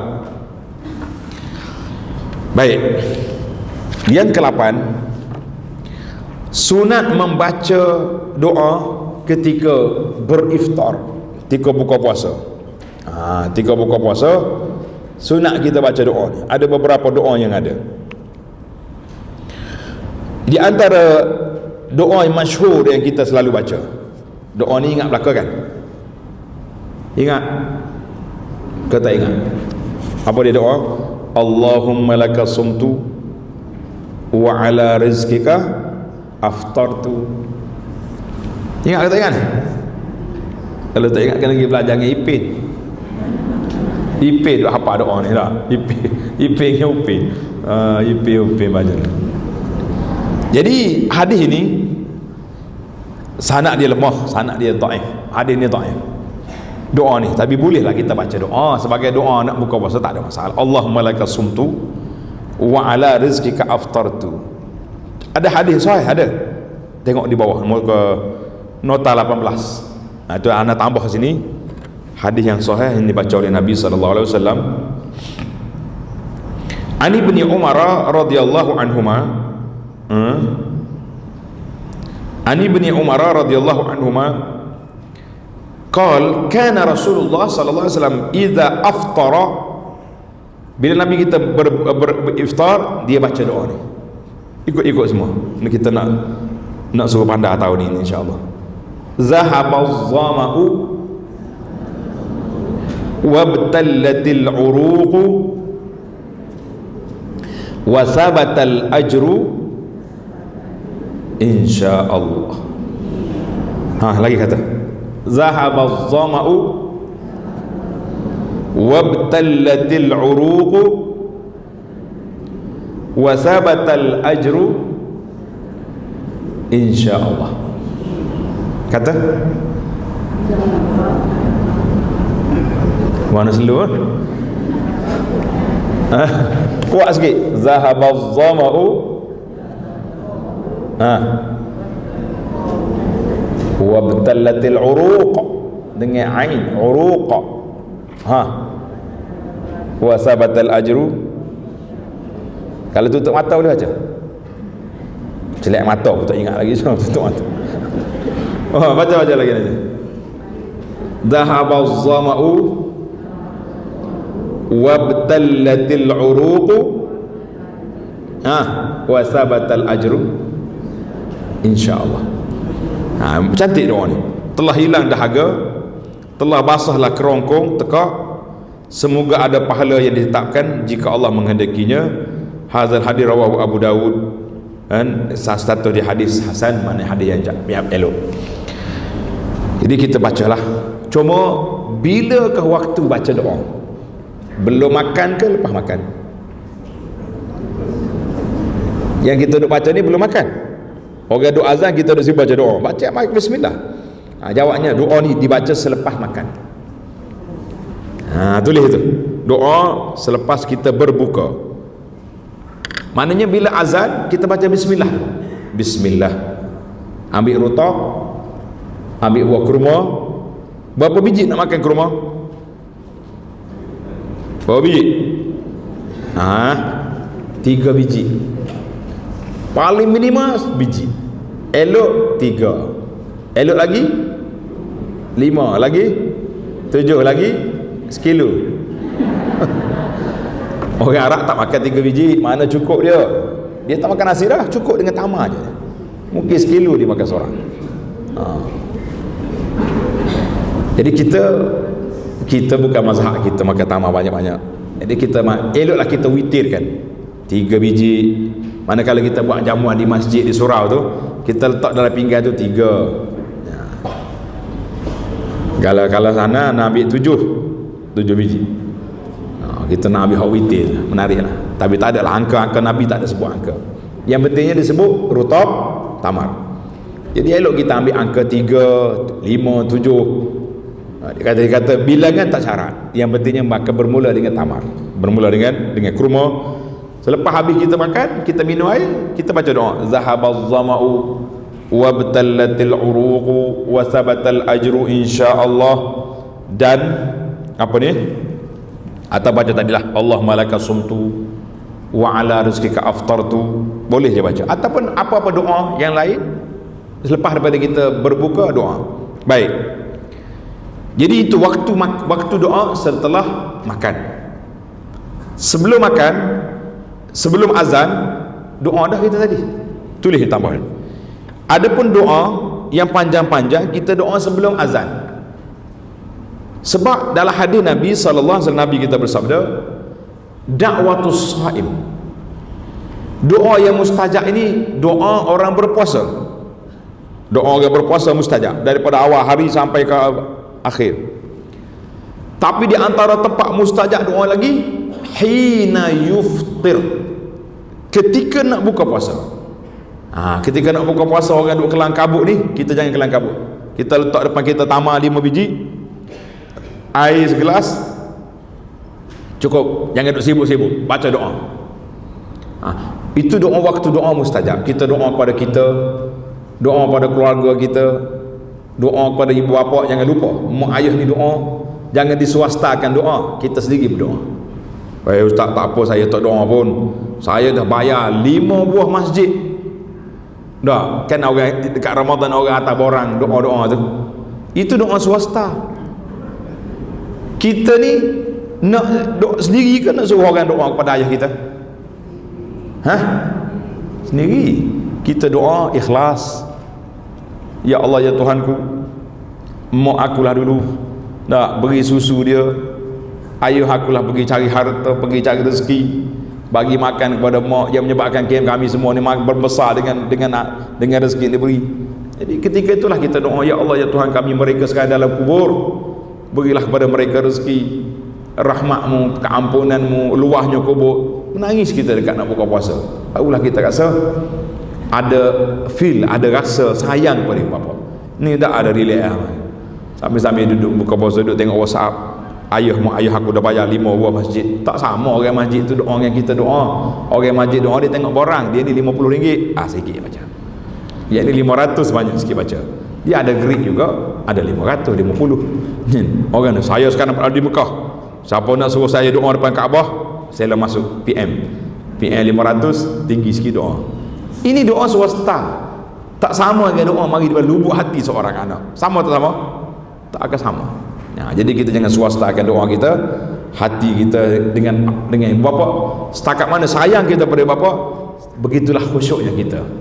Lebih-lebih lagi doa ketika mustajab ni, waktu sahur, waktu nak berbuka puasa, kita ingat. Dan kalau kita ada kawan-kawan, keluarga yang sakit, yang uzur, yang bermasalah, kita doakan mereka.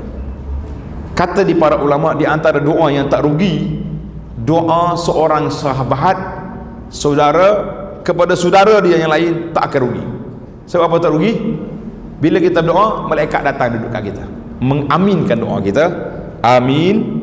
Dan dia tambah lagi, walaka bimislim, kamu dapat apa yang kamu minta pada kawan. Maknanya kita minta sahabat kita sembuh, malaikat doa untuk sembuh penyakit kita. Kita doakan supaya sahabat kita yang sakit, sihat, yang susah dapat senang, yang apa masalah stres dapat ketenangan, malaikat doakan kepada kita. Rugi tak rugi? Mana rugi? Ya ruginya apa dia? Tak berdoa tu rugi. Ingat itu. Itu tip doa di bulan, di waktu-waktu mustajab doa, kita jangan lupa. Cuma satu ya pesanan daripada muslimat untuk suami dia. Nak dengar ke tak ni? Nak pesan ke tak? Kau tak payah pesan. Pesan. Dia kata, abang, jangan doa. Kalau kawan-kawan hak tak ada isteri, jangan doa minta isteri ke dia. Sebab apa? Nanti malaikat mari amin ke awak, jadi masalah. Siapa pak ni kita boleh lalu.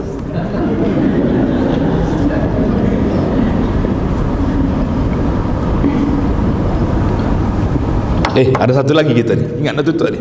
Baik, yang ke-9.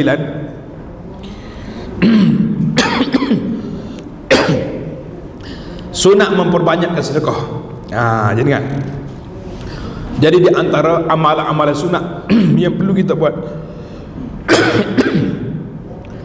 iaitulah bersedekah,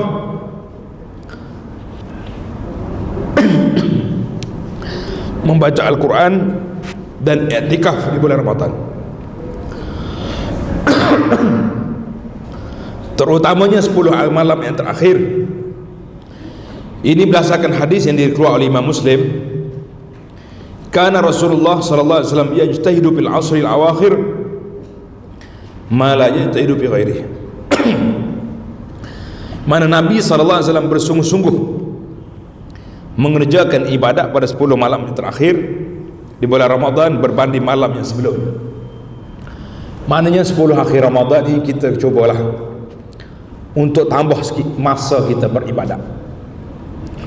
Kita nak full i'tikaf di masjid mungkin tak larat, ada anak kecil rumah, dia suami pula ada isteri, ada anak-anak.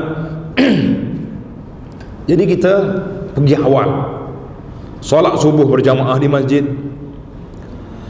solat tarawih, jangan lari tengah jalan. Tengok ni, tengok dari kata ni dalam bab Qiyamul Lail. Tengok ni, Qiyamul Lail dapat dah kata hadis di bawah tu. Qiyamul Lail adalah kebiasaan Nabi SAW dan para sahabat yang tidak pernah ditinggalkan oleh mereka. Jadi pada satu malam Nabi kita solat tarawih sampai separuh malam, setengah malam. Sahabat-sahabat bersemangat, dia kata, ya Rasulullah, baru setengah malam, kalau kita teruskan ibadat sampai ke akhir malam macam mana? Sampai ke sahur. Nabi kita sifat dia rahmatan lil alamin. Nabi tak layan. Tapi Nabi kata apa? Innahu man qama amal imami hatta yansarif kutiba lahu fi qiyamul lailatin. Sesiapa yang berdiri bersama imam sampai sudah, ditulis baginya ganjaran orang yang qiyam al-lail. Maknanya tuan-tuan dan puan-puan, jangan lari tarawih tengah jalan. Kalau imam tu 20, imam tu 8, imam tu berapa pun, sudah sekali dengan imam. Baru kita dapat pahala qiyamul lail. Pahala apa? Qiyamul lail. Di bulan Ramadan kita akan dapat 2 kali pahala qiyamul lail. Tanda itu. Bonus untuk Ramadan, kita akan dapat pahala berapa? 2 kali. Macam mana? Yang pertama, hadis Nabi SAW kata, siapa dia solat Isya berjamaah, pahala dia separuh malam. Pahala separuh malam qiyamul lail. Siapa dia solat subuh berjamaah, pahala dia full. Satu. Dalam hadis ni, man qama ma'al imami hatta yansarif kutiba lahu qiyamul lailatin. Siapa dia solat sekali dengan imam sampai sudah solat tarawih, ditulis pahala qiyamul lail. Tuan-tuan dan puan-puan, boleh tak boleh kita raih pahala 2 qiyamul lail satu malam di bulan Ramadan? Boleh? InsyaAllah. Agaknya tahun ni tak ada siapa yang lari selepas daripada tarawih, jangan lari separuh. Tak boleh. Masjid kita ni berapa rakaat ya? Berapa sini? 20. 20 campur dengan witir 3, 23 rakaat. Cuma timbul satu lagi masalah. Solat witir. Saya ni ustaz nak solat witir akhir malam. Dia pun waktu imam witir di masjid, dia lari ke belakang. Ramai tak ramai macam ni? Ramai rupanya. Pernah lari juga? Tak mengaku. Jawabnya jangan lari. Kalau kita lari tak dapat hadis tadi, sudah sekali dengan imam. Macam mana saya nak buat? Saya nak solat witir di akhir malam. Maka di sini tuan-tuan ada dua pilihan. Sama ada kita solat witir bersama dengan imam di masjid, nanti kita bangun tahajud pukul 4 pagi, nanti tak ada witir lagi, tahajud je 2 rakaat sampai sahur, tak ada tahajud. Itu satu pilihan. Ada orang cakap kan solat witir ni penutup solat malam, bukan mana tutup tu close lah, dijadikan yang afdalnya kita jadikan solat witir itu sebagai penutup solat malam, itu yang afdal. Bukan makna orang dah witir dengan imam tadi tak boleh solat dah nanti. Itu salah faham. Boleh solat tapi tak boleh witir kali yang kedua. Jelas? Pilihan yang kedua, ia ni agak mencabar sikit. Waktu imam solat witir 2 rakaat, kita niat solat qiyamul lail. Saja aku Allahu Akbar, salatul qiyam, niat qiyamul lail. Sebab tarawih cukup 20 tadi. Waktu imam solat 1 rakaat, kita niat 2 rakaat juga. Bila imam bagi salam, kita bertambah 1 rakaat lagi. Kalau saya bangun ke satu masjid, tengok dengan saya, glamour pula kita. Jadi jangan bangun. Tadi kita bincang solat sunat sambil duduk boleh tak boleh? Duduk je lah. Sambil kita duduk tahiyat akhir tu, imam bagi salam, kita pun Allahu Akbar, baca Fatihah, rokok, sujud, habis selesai salam. Kita sudah sekali ingat imam dan tambahan lagi. Alhamdulillah. Bangun nanti akhir malam, tahajud, witir, kemudian kita sahur. Itu 2 pilihan supaya kita tidak rugi pahala berjamaah sudah sekali dengan imam. Jelas? Alhamdulillah.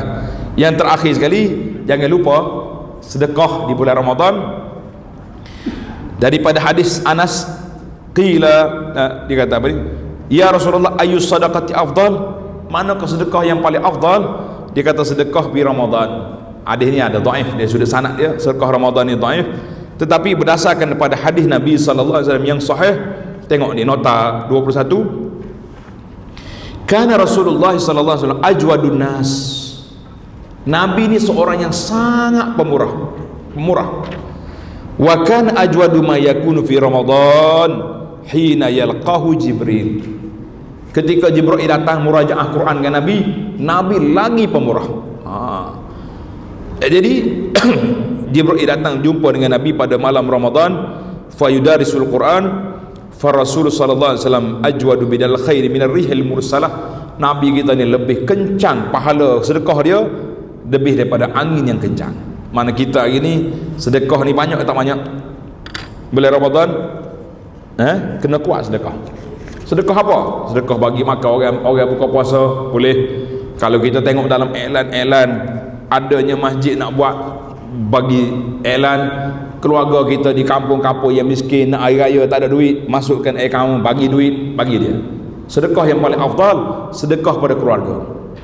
Tulis itu. Sedekah yang paling afdal sedekah pada keluarga terdekat. Nabi kata sadaqatun wasilatun. Sedekah pada keluarga ni sedekah dan hubungi silaturahim, mantap. Ni kita dak ni.